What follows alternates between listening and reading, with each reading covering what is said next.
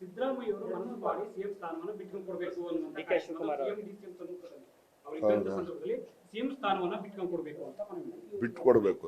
ಡಿ.ಕೆ. ಶಿವಕುಮಾರ್ ಅವರಿಗೆ ಸಿಎಂ ಸ್ಥಾನ ಬಿಟ್ಕೊಡ್ಬೇಕು. ಇದೇ ಪ್ರಶ್ನೆ ಸಿದ್ದರಾಮಯ್ಯವ್ರಿಗೆ ಕೇಳ್ಬೇಕು. ಅವ್ರು ಕೇಳಿದಾರೆ ಬಿಟ್ಕೊಡ್ತೀರಾ ಅಂತ ಅವ್ರಿಗೆ ನೀವು ಕೇಳಬೇಕು. ನನಗೆ ಕೇಳಿದ್ರೆ ನೀವು ಒಬ್ರು ಸಚಿವ ಸಂಪುಟದಲ್ಲಿ ಇದ್ದೀರಲ್ಲ ಸರ್, ಯಾರು ಬಿಟ್ಕೊಡಕ್ ಹೋಗ್ತಾರೆ ನಡೀರಿ. ಅವ್ರು ಕೇಳಿದ ಕ್ಷಣಕ್ಕೆ ಬಿಡಕ್ಕಾಗ್ತಿತ್ತ? ಈಗ ಅವ್ರ ಸ್ವಾಮಿಗಳ ಜಾಗ ಬಿಟ್ಕೊಡ್ಲಪ್ಪ ನನಗೆ, ನಾನೇ ಸ್ವಾಮಿ ಆಗ್ಬಿಡ್ತೀನಿ, ಬಿಟ್ಬಿಡ್ತಾರೆ ಕೇಳಿ.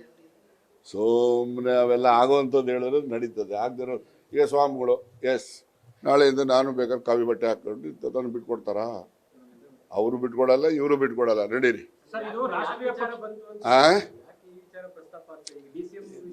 ಈಗ ಯಾರ್ಯಾರ ತಲೆನಲ್ಲಿ ಏನೇನಿದೆಯೋ ಗೊತ್ತಿಲ್ಲ. ನಮ್ಮ ತಲೆಯಲ್ಲಿ ಏನಿತ್ತು ಅದನ್ನು ಹೇಳಿದ್ದೀವಿ.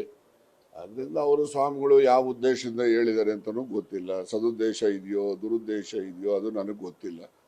ಅವರು ಸ್ವಾಮಿಗಳು ಹೇಳಿದ್ದಾರೆ. ಈಗ ಪ್ರಜಾಪ್ರಭುತ್ವದಲ್ಲಿ ಎಲ್ರಿಗೂ ಕೂಡ ವಾಕ್ ಸ್ವಾತಂತ್ರ್ಯ ಇದೆ. ಅದು ತಪ್ಪು ಸರಿ ಅಂತಕ್ಕಂಥದ್ದನ್ನು ನಾನು ಯಾಕೆ ವ್ಯಾಖ್ಯಾನ ಮಾಡೋಕ್ಕೆ ಹೋಗಲಿ? ಅಲ್ಲ ಸರ್, ನೀವು ಮೊದಲಿಂದನೂ ಸಿದ್ದರಾಮಯ್ಯನವರು 5 ವರ್ಷ ಸಿಎಂ ಆಗಿ ಇರ್ತಾರೆ ಅಂತ ಪ್ರತಿಪಾದನೆ ಮಾಡ್ತಾ ಇದ್ರಿ. ಇಂಥ ಸಂದರ್ಭದಲ್ಲಿ ಸ್ವಾಮೀಜಿ ಒಬ್ಬರು ಡಿ.ಕೆ. ಶಿವಕುಮಾರ್ಗೆ ಸಿಎಂ ಸ್ಥಾನ ಬಿಟ್ಕೊಡಿ ಅಂತ ಕೇಳ್ತಾ ಇದ್ದಾರೆ.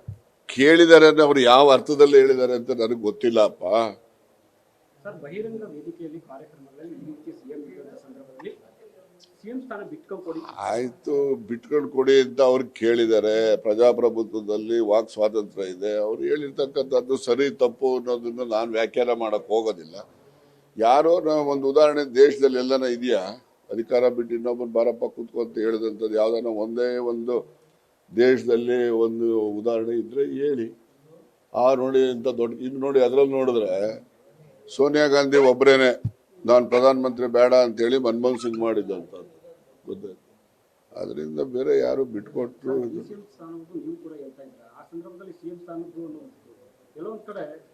ಸಿಎಂ ಸ್ಥಾನ ಈಗ ಖಾಲಿ ಇಲ್ಲ ಭರ್ತಿ ಮಾಡಕ್ಕೆ.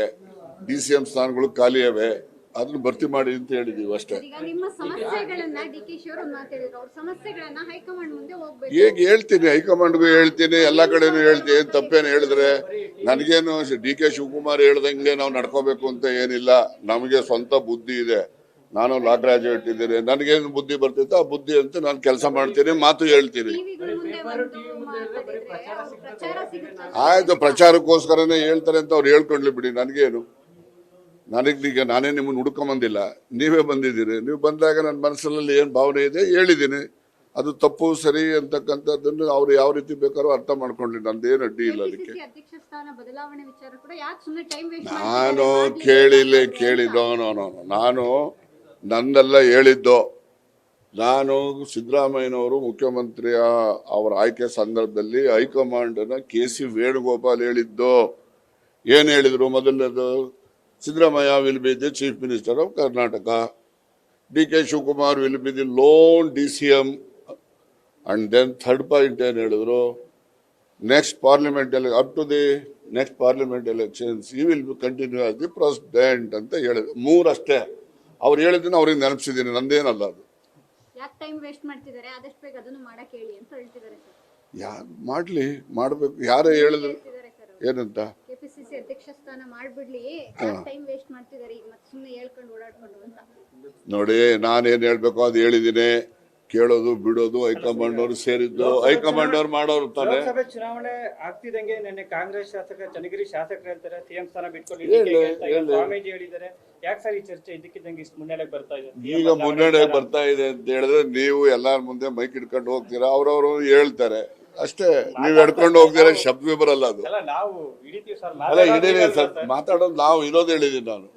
ನನ್ನ ಅಭಿಪ್ರಾಯ, ಇನ್ನೊಬ್ರು ಅಭಿಪ್ರಾಯ ಇಲ್ಲ. ಆದ್ರೆ ಇನ್ನೊಂದು ನಿಮ್ಗೆ ಸ್ಪಷ್ಟ ಮಾಡ್ತಕ್ಕಂಥದ್ದು, ಕಾಂಗ್ರೆಸ್ ಪಾರ್ಟಿನಲ್ಲಿ ಹೈಕಮಾಂಡ್ ಇದೆ. ನಾನು ಹೇಳಿ, ಇನ್ನೊಬ್ರು ಹೇಳಿ, ಏನಾರ ಹೇಳಿ, ಅಂತಿಮವಾಗಿ ಅವರು ನಿರ್ಣಯ ತೆಗೆದುಕೊಳ್ತಾರೆ. ಅವ್ರ ನಿರ್ಣಯಕ್ಕೆ ಎಲ್ಲರೂ ಕೂಡ ಬದ್ಧರಾಗಿರ್ತಾರೆ. ನ್ಯೂಸ್ ಫಸ್ಟ್, ನಿರ್ಭೀತಿಯಿಂದ ನಿಮ್ಮ ಪರವಾಗಿ.